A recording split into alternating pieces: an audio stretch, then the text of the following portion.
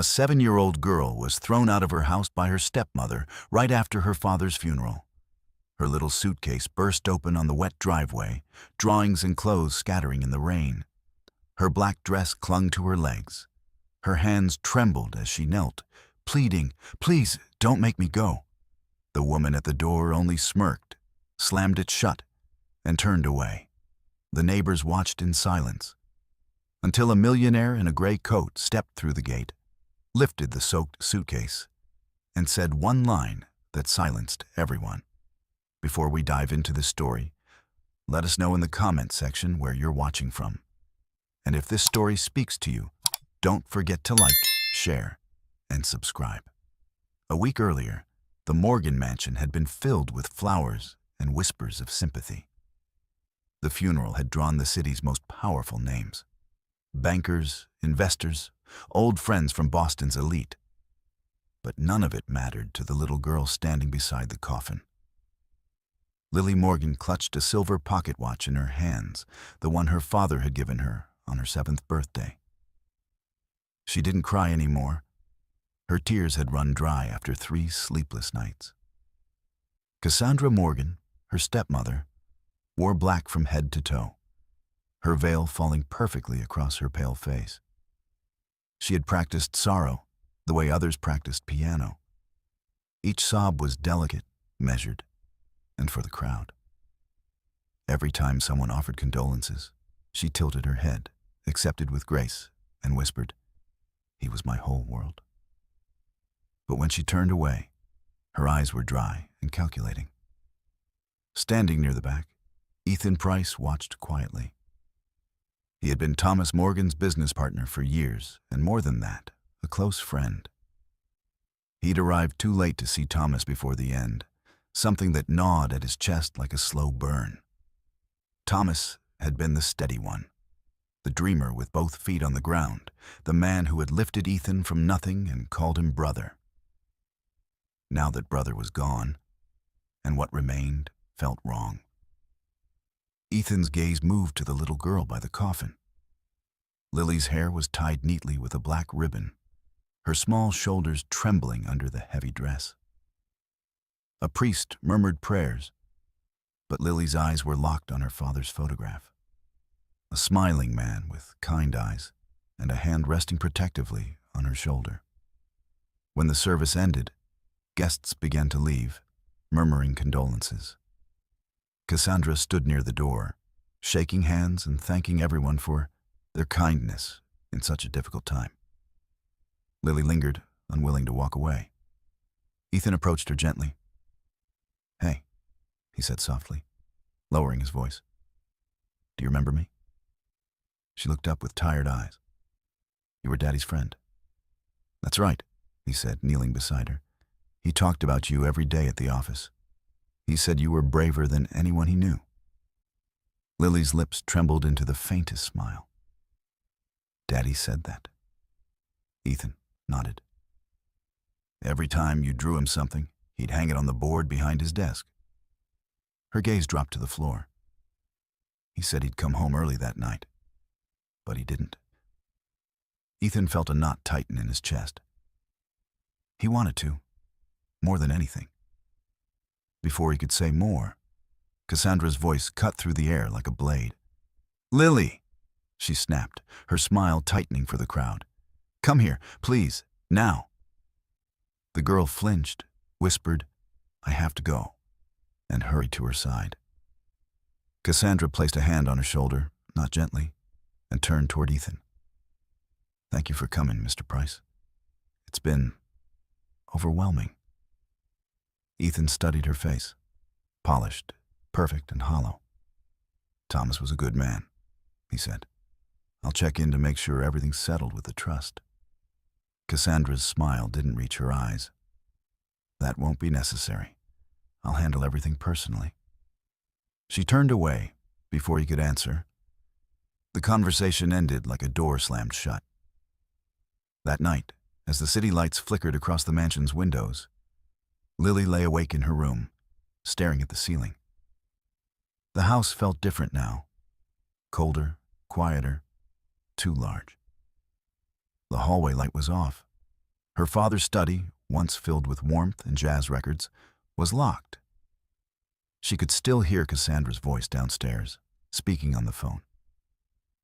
"Sell the Mercedes," she said sharply, "and make sure the transfer goes through before Monday. The trust belongs to me now." Lily hugged her stuffed bunny, Snowy, tighter. Her small voice quivered in the darkness. "Daddy, please come back.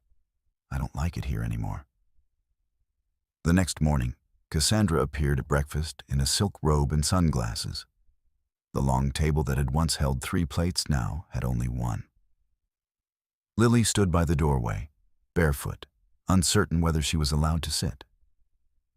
Cassandra sipped her coffee.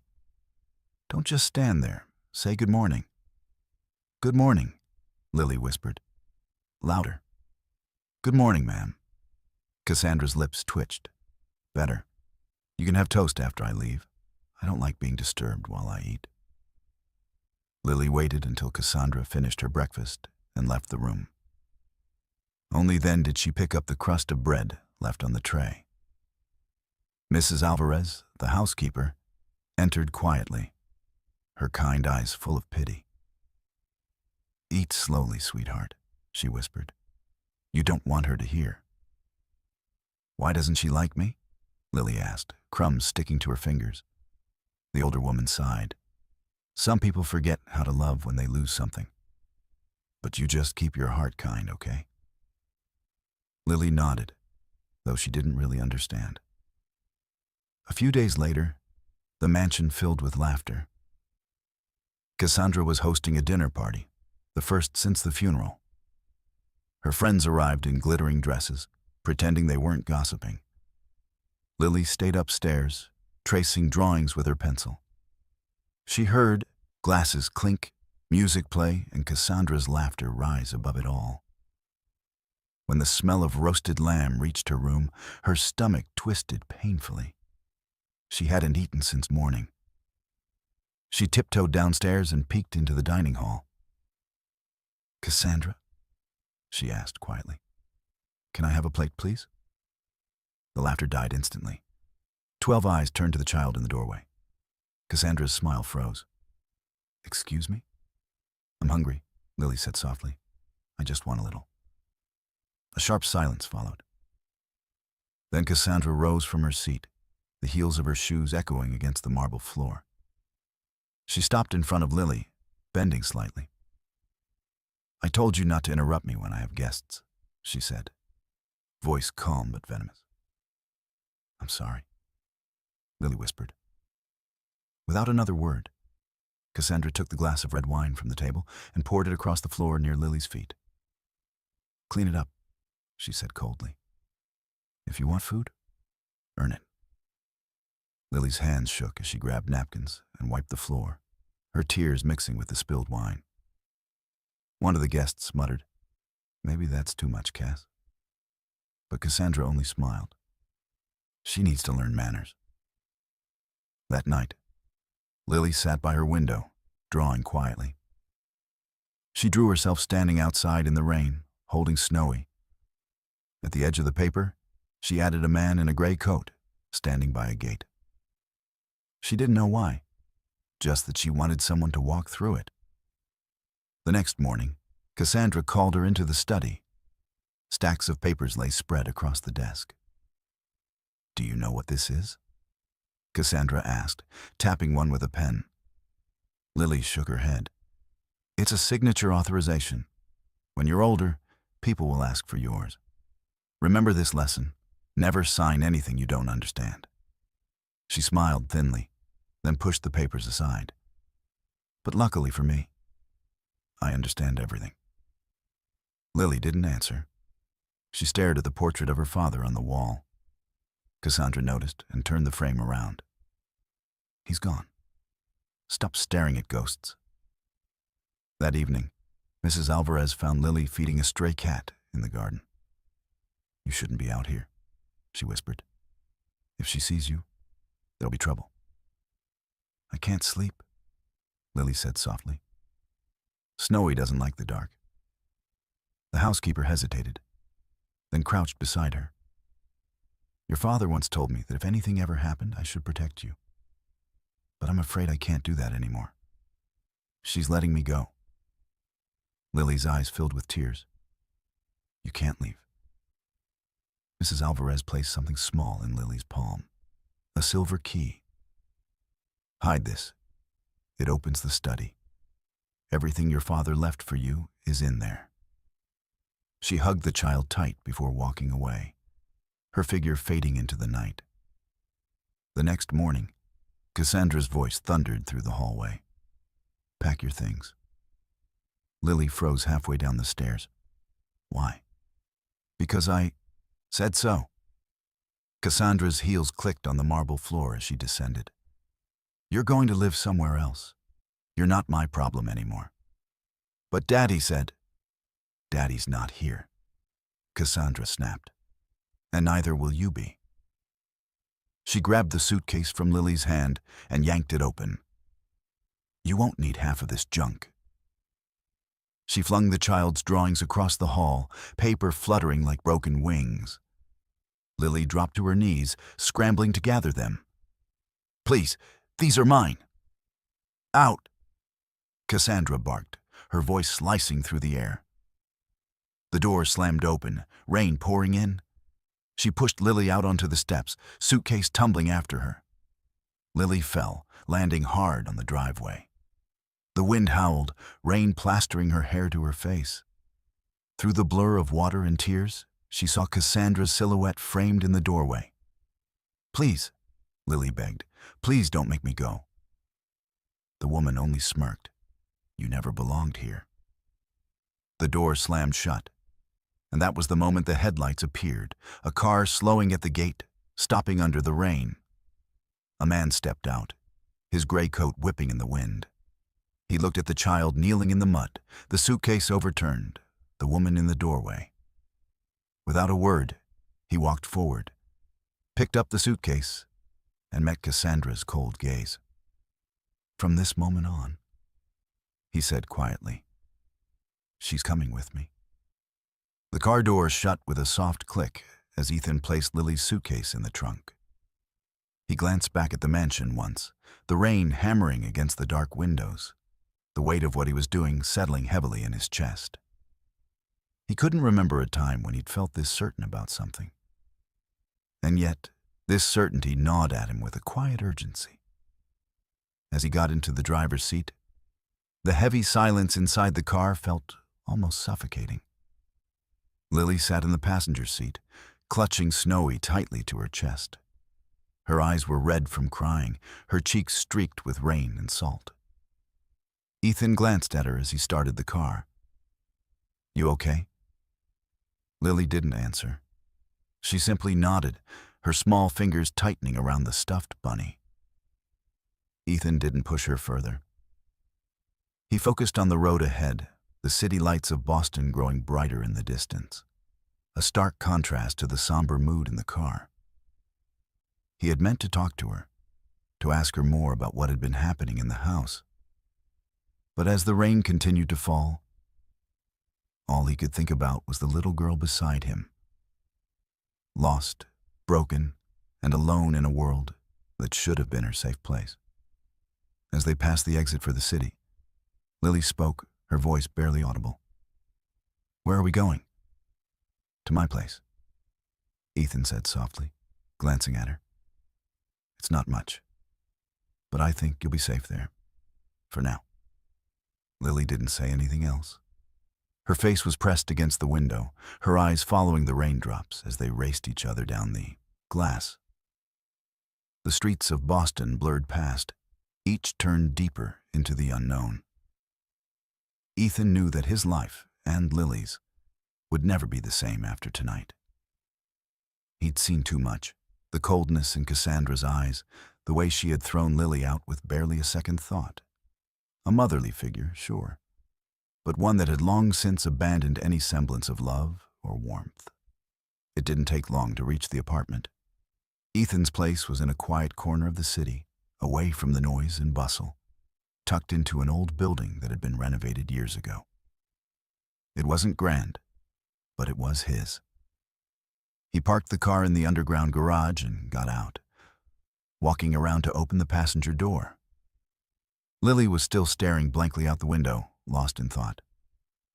"Hey," he said softly. "We're here. Come on, let's get you inside." Lily didn't respond at first. She simply stared ahead, her small hand clutching Snowy. After a moment, she nodded faintly and unbuckled her seatbelt.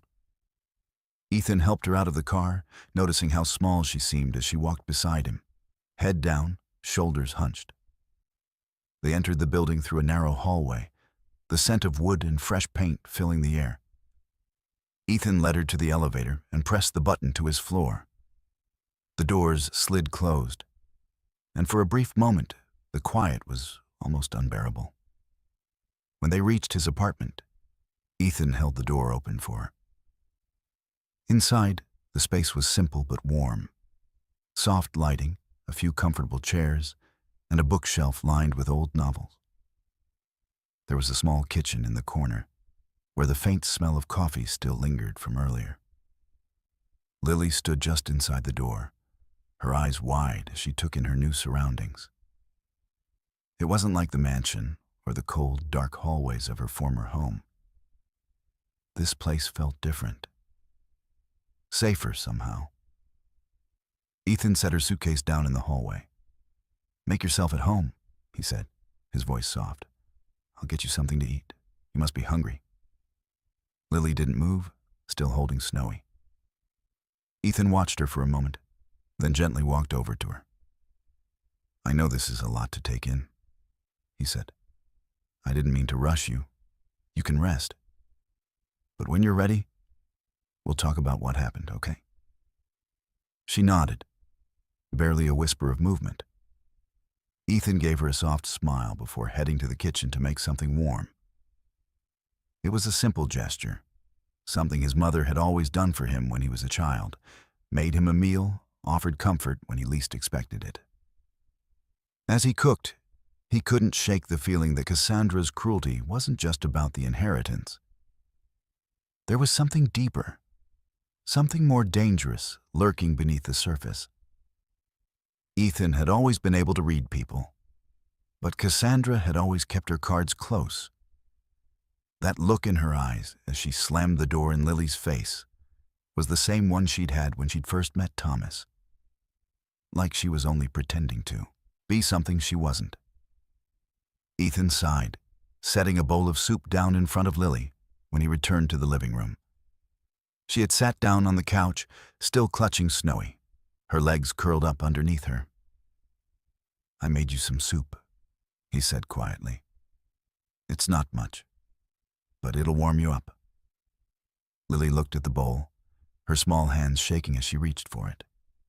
She took a spoonful and ate it slowly, her gaze never leaving the floor. Ethan sat beside her, watching her carefully. "You can stay here as long as you need," he said, his voice firm. "No one's going to hurt you again. I'll make sure of that." Lily's lips trembled, but she didn't speak. She took another bite of soup, and for the first time in days, the tension in her shoulders seemed to ease. The moment was interrupted by the sound of Ethan's phone ringing on the counter. He glanced at it, then turned back to Lily, unsure whether to answer. He walked over, seeing that it was a call from his office. "Excuse me for a second," he said, his voice soft. As he picked up the phone, Lily set the spoon down, her eyes drifting to the window. The rain had stopped, and the sky outside was clear, though dark clouds lingered on the horizon. She thought about her father, about how he used to read her stories every night, his voice soft and comforting. She thought about the promise he had made to always protect her. But now, that promise was broken. She was alone. As Ethan spoke on the phone in the other room, Lily let out a shaky breath and pulled Snowy closer. Staring out the window, her mind racing. Where had everything gone wrong? How had it come to this?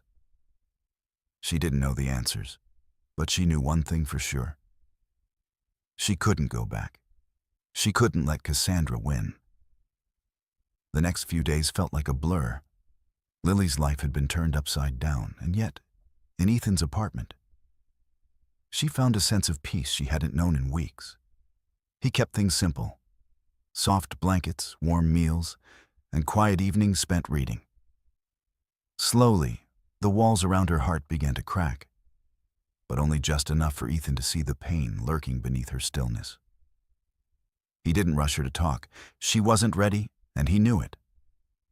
But every now and then, she would ask small questions, soft, uncertain, and Ethan would answer them gently, always careful not to overwhelm her. One morning, about a week after Lily's arrival, Ethan stood in front of the window, coffee in hand, watching the soft light of dawn filter through the city skyline. He hadn't slept much, thinking about the last conversation he'd had with Cassandra. When he first met her, he'd thought she was just another woman trying to climb her way into Thomas's world. But over the years, he had seen how she had wrapped herself around his friend's heart, inch by inch, until she had him completely. At first, she had seemed perfect for Thomas, sophisticated and poised. But now, everything about her felt off. Cassandra's behavior in the days following Thomas's funeral confirmed what Ethan had already suspected. She was after more than just control over the house. There was something deeper at play, something darker. Ethan couldn't put his finger on it yet, but he was determined to uncover the truth. For Lily's sake, and for Thomas's. He owed his late friend that much. He turned as he heard the soft padding of footsteps behind him. Lily was standing in the doorway, her small figure wrapped in one of his old sweaters.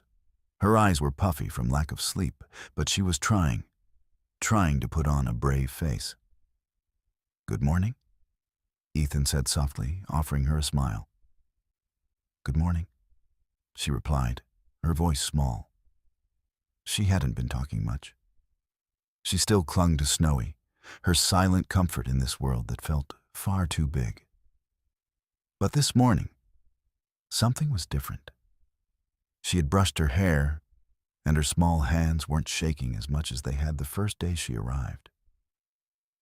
"I was thinking about taking you to the park today," Ethan said, his voice light, trying to make the suggestion sound casual. "Maybe we can stop for ice cream afterwards. What do you think?" Her gaze flickered to him, the smallest spark of curiosity lighting up her eyes. "Ice cream?" "Yeah. Chocolate chip, if that's your thing." Lily hesitated for a moment, her fingers nervously tugging at the sleeve of the sweater. I don't remember the last time I had ice cream," she said quietly, almost to herself. Ethan felt a pang in his chest. The weight of her words hit harder than he'd expected. She had been denied so much in such a short time. "Well," he said, pushing aside the lump in his throat, "we'll fix that today." He winked at her, trying to lighten the moment. "It'll be our little tradition. What do you think?" Lily thought about it for a moment, her eyes drifting to the window. The sky was clear now, and the soft morning light was inviting, even if the streets still felt unfamiliar. Slowly, she nodded. "Okay," she said, "but only if we get chocolate chip."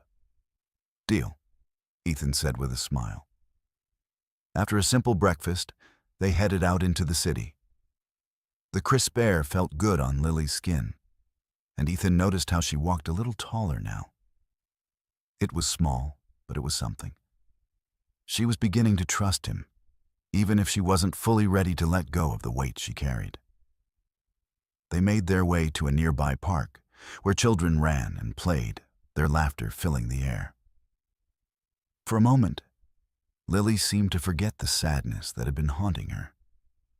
She watched the kids with wide eyes, her attention rapt. Ethan walked beside her, keeping his pace slow so she didn't feel rushed. He glanced down at her every few steps, watching her closely. He was trying to make her feel safe, trying to provide her with a sense of normalcy that had been stripped away from her life so violently. When they reached the ice cream stand, Ethan ordered 2 cones, one for him, one for Lily. The woman behind the counter smiled at them as she handed over the treats, and Lily took hers carefully, still unsure but willing to try. They sat on a bench nearby, and Lily took her first tentative bite of the ice cream. Her eyes widened at the sweetness, and for a brief moment, she smiled. "It's good," she said, her voice small but genuine. "I'm glad you like it," Ethan said, his heart swelling just a little. They sat in silence for a few moments, enjoying their ice cream. Ethan watched the children play in the distance, his thoughts wandering back to the mansion and to Cassandra. There was still so much he didn't know, so much he needed to find out. "Do you think she'll come looking for me?" Lily asked quietly, her voice breaking through his thoughts. She hadn't looked up from her ice cream, but her words were sharp, like a blade pressing into his chest. Ethan hesitated before answering. "I don't know, Lily, but I'm not going to let anything happen to you. You're safe here, I promise." Her fingers gripped Snowy tighter. "I miss Daddy," she whispered. Ethan's throat tightened. "I know you do," he said softly. "I miss him too." Lily finished her ice cream in silence, and after a while, they headed back to the apartment. The sun was beginning to set, casting an orange glow over the city as they walked back toward the building. For the first time since Lily had arrived, Ethan felt a sense of peace wash over him. But as they entered the building, his phone buzzed in his pocket, and the feeling was quickly replaced by a sharp tension in his gut. He pulled the phone out, seeing the name on the screen, Claire Hammond, his lawyer. He answered quickly, trying to keep his voice steady. "Claire, what's going on?" "It's about the estate," Claire said, her voice serious. "I've been digging into the will and some of the transactions that were made before Thomas's death. There's something you need to see. It's not good." Ethan's stomach dropped. "What did you find?" "Come to the office as soon as you can," Claire said, her voice tight. "You're not going to like this." Ethan felt a knot tighten in his chest. He looked down at Lily, who was sitting on the couch, her eyes focused on her drawing. She had started sketching again, her hand steady as she created lines and shapes. "I'll be right back," he said quietly. "Stay here. I'll bring dinner when I get back." Lily didn't respond, but she nodded, her attention still focused on her drawing. Ethan grabbed his coat and left the apartment. His mind raced, his steps quickening as he headed toward his office. He didn't know what he was walking into, but one thing was certain. Things were about to get much more complicated. Ethan's office was quiet when he arrived, the city's hum muffled behind the thick glass windows. The lights were dim, casting shadows across the floor. Claire Hammond, his lawyer, sat at the desk, papers spread out before her. Her face was serious, lips pressed tightly together as she scanned something on her tablet. Ethan closed the door behind him, his mind racing. "What did you find?" he asked, his voice tight with urgency. Claire looked up from the screen, her eyes darkened with concern. "It's about the will, about the trust your friend left behind." Ethan leaned against the desk, his heart pounding in his chest. "What's wrong with it?" She hesitated, her fingers drumming on the tablet before her. "There's something strange here. I started cross-checking the signatures and the transactions Thomas made in the weeks before his death, and, well, there's a series of transfers. Large sums of money sent to an account under a different name. One that doesn't make any sense." Ethan's brows furrowed. "What name?" "Vanessa Blake," Claire said, her voice clipped. "Cassandra Morgan's cousin." Ethan's stomach dropped. He'd known Vanessa had been around the house in the weeks leading up to Thomas's death, but he hadn't thought much of it. She had been charming, always offering help with the estate, filling in the gaps where Cassandra couldn't.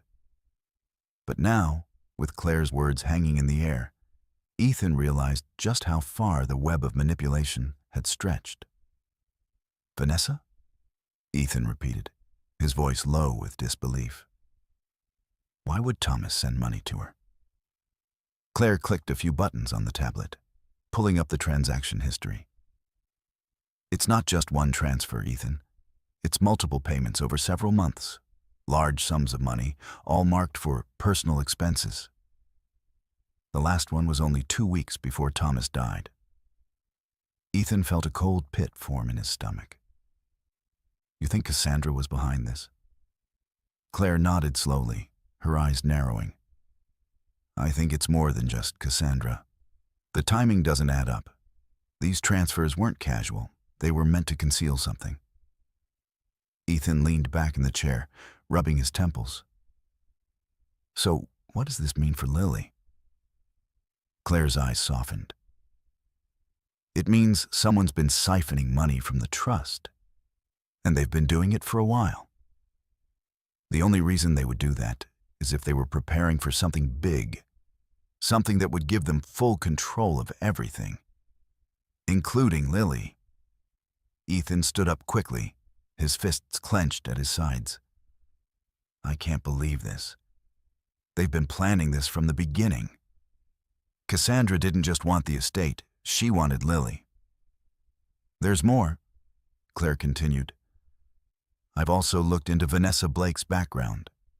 It's not as clean as she makes it out to be. She has a history of fraud and manipulation, and this is where things get complicated. What do you mean? Claire pulled up a series of documents on the screen. Vanessa wasn't just a cousin or family friend. She was involved in a scheme years ago, money laundering, using fake identities. I didn't want to alarm you, but I think Vanessa and Cassandra are working together. And it's more than just inheritance. It's about control. Ethan's mind spun. Are you telling me this whole thing, Thomas's death, the will, the estate, is part of a bigger plan? Claire didn't answer right away. She stared at the screen, then closed her eyes. I think it's more than that. Someone manipulated Thomas into doing what they wanted. And now they're going after Lily. Ethan felt the weight of those words sink in like a stone. The thought of someone, anyone, taking advantage of Lily was unbearable. She was just a child. She'd already lost her father, her home, and now it seemed everything else she knew was being stolen from her. I need to talk to Lily, Ethan said abruptly, his voice sharp. Right now. I need to make sure she's okay. Claire nodded, her expression hardening. I'll start investigating further. We need to gather more evidence before they make their next move. Ethan turned and left the office without another word. The drive back to the apartment felt like it took an eternity, each red light dragging him further from the truth. His mind raced with possibilities. Vanessa's history, Cassandra's coldness, the money transfers. All of it pointed to a conspiracy that Ethan couldn't fully understand yet.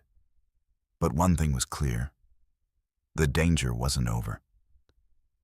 When he got back to the apartment, the door was slightly ajar. His heart skipped a beat as he stepped inside, the silence of the place suddenly too loud. Lily, Ethan called out softly. There was no answer. He walked through the apartment, his steps slow and careful, as if stepping into a world that was no longer his own. When he reached the living room, he saw her. Lily was sitting on the couch, her knees pulled up to her chest, Snowy tucked under her arm. She was staring out the window, her face pale, lost in thought. Ethan knelt in front of her, his hands resting gently on her knees. Hey, he said softly, his voice warm. Are you okay? Lily didn't look at him. She just nodded. but Ethan saw the tightness in her shoulders, the way her hands trembled slightly as they gripped Snowy. "Lily," he said, a little more gently this time. "I need you to listen to me. You're safe here. No one is going to hurt you." Her voice was small, barely a whisper. "But they'll come for me, won't they? They always do." Ethan's heart broke at her words. "No, sweetheart, not this time. I'm not going to let that happen." Lily blinked back tears, her small chest rising and falling with silent sobs. She finally looked at him, her eyes wide and filled with a fear Ethan couldn't even begin to understand. "I'm scared," she whispered. Ethan pulled her into his arms, holding her tight as if his embrace could somehow protect her from everything that was coming. He didn't have the answers, but one thing was certain. He was going to fight with everything he had to keep her safe. "I know you're scared," he said, his voice rough. "But I'll take care of you. I promise. I'm not going to let them hurt you." Lily buried her face in his chest, and for a moment, they stayed like that, the world outside forgotten. But Ethan knew the peace wouldn't last long. Cassandra and Vanessa weren't going to back down. They wouldn't stop until they had everything they wanted. And for the first time, Ethan realized just how far they were willing to go. The next few days passed in a blur of phone calls, meetings, and late nights at his office. Ethan couldn't escape the weight of what he'd learned. But more than that, he couldn't shake the feeling that the worst was yet to come. Lily had begun to adjust, slowly. She smiled more now, even laughed a little. But there was a shadow in her eyes that wouldn't go away. Every night, she asked the same question. "Will they come for me again?" And every night, Ethan reassured her that she was safe. But as the days went on, he began to realize that his promises were starting to feel hollow. Cassandra and Vanessa were calculating, and they wouldn't stop until they had what they wanted. That evening, as Ethan returned to the apartment, a cold knot formed in his stomach when he saw Claire waiting in the lobby.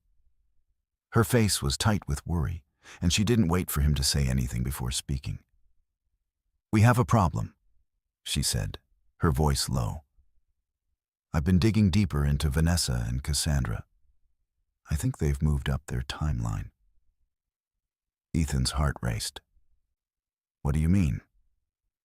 Claire pulled out her phone, showing him a series of documents. "I found something in the paperwork I didn't expect. Vanessa has been using the trust's money to set up a private company. And Cassandra, well, Cassandra's been busy with something else entirely. The real shock, though, is the new will that was signed just before Thomas died. It wasn't his decision." Ethan's hand tightened around the railing. "What do you mean? What's in the will?" Claire hesitated, then swiped to another page. "It says that, in the event of his death, the entirety of the estate goes to Cassandra and her designated beneficiary, Vanessa Blake. Lily's name is nowhere in it." Ethan felt like the ground had shifted beneath his feet. The very foundation of everything he thought he knew was crumbling. "No," he whispered. "That can't be right." Claire nodded grimly. "I'm afraid it is. And it gets worse. The designated beneficiary clause has some very specific instructions. If something were to happen to Cassandra, everything would automatically transfer to Vanessa." Ethan felt the world spin for a moment. They'd been planning this for months. Cassandra knew Thomas was going to die. She set this up. Claire's gaze was sharp, her voice cold. "It's even worse than that. Vanessa's been in contact with some very powerful people. This wasn't just about money. It was always about control, and now they're preparing to move in." Ethan ran a hand through his hair, his mind racing. What does that mean for Lily? Claire's face darkened. "It means they won't stop until they get her. They'll do whatever it takes. And the law's not going to protect her if we don't act fast. Ethan swallowed, the weight of the situation pressing down on him like a vice. What do we do? I need you to go to the police, Claire said firmly. They have to know what we're dealing with. We need to make sure Lily is legally protected before they make their move. Ethan nodded, his jaw clenched. I'll go right now. When he arrived at the police station, the cold, sterile air hit him like a punch. He made his way to the detective's office, his steps quick and purposeful. Detective Maria Santos was waiting for him, her face serious as she gestured for him to sit. She asked, folding her arms, "What can I do for you?" Ethan took a deep breath. I need to file a restraining order against Cassandra and Vanessa. I have reason to believe they're planning to take Lily away from me. Maria raised an eyebrow. And what evidence do you have to back that up? Ethan paused, his mind racing. I have records, transactions from the estate, documents I've been able to get through a lawyer. They've been siphoning money and funneling it into a private account. Cassandra has been using Lily as leverage to control the estate. And there's a new will in place, signed under suspicious circumstances. Maria listened carefully, then leaned back in her chair. Do you have physical evidence that they're directly involved in harming Lily? Ethan's chest tightened. I have evidence of financial manipulation, but I don't have physical evidence of abuse. Not yet. The detective nodded slowly. This is a tricky situation. We'll need to work fast, but we also need proof that they're actively trying to take Lily. Ethan stared at her, frustration mounting. I don't need to wait for them to hurt her. They're already hurting her. Maria leaned forward, her voice low but firm. I understand. But we need more than suspicion. If you're going to protect Lily, you need to get that evidence and bring it to me. We'll get a warrant. We'll move quickly. But you have to give us something we can work with. Ethan stood up, feeling the weight of his frustration building. I will. But if something happens to Lily, if they come after her tonight, what do I do? Maria stood up with him, her face softening. You don't need to do this alone. We'll help. But we need you to be patient, Ethan. And we need you to trust the process. Ethan nodded stiffly, then walked out of the station. The chill in the air felt colder now, as though the entire city was holding its breath. He had no time to waste. He had to act, and he had to act fast. Back at the apartment, Lily was waiting by the window, her small figure silhouetted against the city lights. Ethan walked in, his mind racing with plans and possibilities. Hey, he said, his voice softer than usual. I'm going to be gone for a while. I need you to stay here and stay safe, okay? Lily turned to him, her eyes tired but steady. Are you going to make them leave? Ethan didn't answer right away. Instead, he walked over to her and knelt down. I'm going to make sure nothing happens to you, he said, his voice firm but gentle. I'll be back soon. Just stay here, and don't worry. Lily nodded, her grip on Snowy tightening. Okay. Ethan hesitated for a moment, then stood up. I'll be right back. As he closed the door behind him, he felt the weight of everything pressing down on him. He wasn't sure how much longer he could protect her, how much longer the law would take to act. But he knew one thing for certain. He wasn't going to let Cassandra and Vanessa win. Not now, not ever. Here brings us to the end of the story. But what happens next? Will Ethan be able to protect Lily from the grasp of Cassandra and Vanessa? What's their next move? If you want to know what happens next, comment Part 2 below. Make sure to like this video, share it with someone who needs to hear this story, and subscribe so you don't miss the next chapter. Your support helps these stories reach more people. Stay tuned, And as always, thanks for watching.